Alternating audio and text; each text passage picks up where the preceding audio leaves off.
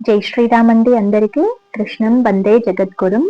ఈరోజు తిరుప్పావై 21వ పాశురాన్ని మరియు దాని తాత్పర్యాన్ని అనుసంధానం చేసుకుందామండి. ఆండాళ్ తిరువడిగలే శరణం. ஏற்ற கலங்கள் எதிர் பொங்கி மீத்தளிப்ப மாற்றாத்தே பால் சொரியம் வள்ளல் பெரும் பசுக்கள் ஆற்ற படைத்தான் மகனே அறிவுரையாய் ஊற்றமுடையாய் பெரியாய் உள்கிணல் தோற்றமாய் நின்ற சுடரே துயிலெலாய் மாற்றாறு நக்கு வலி துளைந்து உன் வாசற்கண் ஆற்றாத்து வந்து உன்னடி படியுமா போலே போற்றியாம் வந்தோம் புகழ்ந்தேలోర్ ఎంబావాయ్.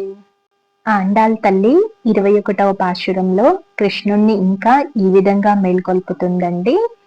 ఎత్తి ఉంచిన కుండలు పెట్టుటయే ఆలస్యమైనట్లుగా పైపైకి ఉప్పొంగి పొరలుతుండినను ఆపుట అనున్నది లేకుండుగా ఒకటే ధారగా క్షీర వర్షములను కురిపించడి ఔదార్యము గల గొప్ప పశు సమూహములను అనేకము కలిగిన నందకుమారుని ముద్దు బిడ్డడైన శ్రీకృష్ణ తెలివి తెచ్చుకొనవయ్యా, దృఢమైన వేద ప్రతిపాద్యుడైన వాడా, ఇంతే అని చెప్పుటకు అవకాశమే లేని అపరిచ్ఛేద్యుడవే అయినప్పటికీ మా కొరకయి లోకమునందొక రూపమును ధరించి అగుపడుచు నిలిచిన విశిష్టమైన తేజమును గలవాడా, నిదురలేవుమా, నీ బలము ముందు శత్రువులు నిర్వీర్యులై నీ వాకిలి యందు విడవలేక వచ్చియుండి నీ పాదసేవకు ఉపక్రమించినటుల మేమును నీ గుణములందు పరాజితులమయ్యి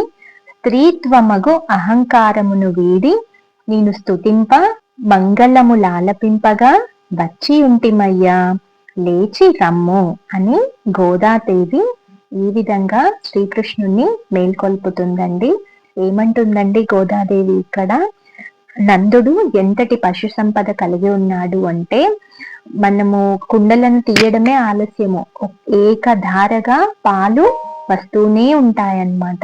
అంతటి పశు సంపద కలిగిన వాడటువంటి నందకుమారుడా, అతని ముద్దు బిడ్డ అయిన శ్రీకృష్ణ, తెలివి తెచ్చుకోవయ్యా, నీవు ఎంతటి గొప్పవాడివంటే ఇంత అని పరిమితి లేనటువంటి వాడివి, అపరిమితమైన వాడివి.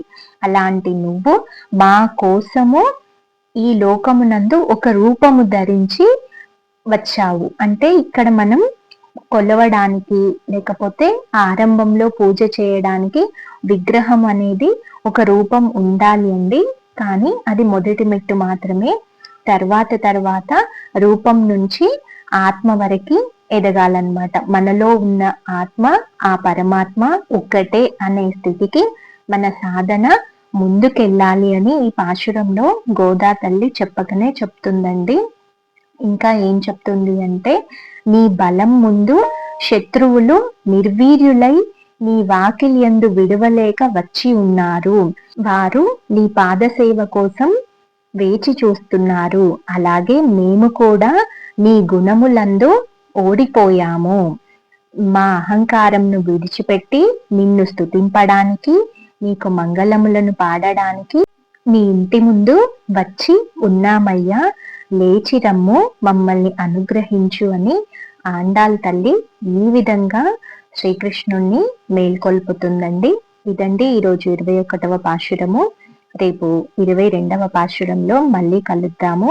జై జవాన్, జై కిసాన్, జై శ్రీరామ్. ధర్మో రక్షతి రక్షితః. కృష్ణార్పణం. స్వస్తి.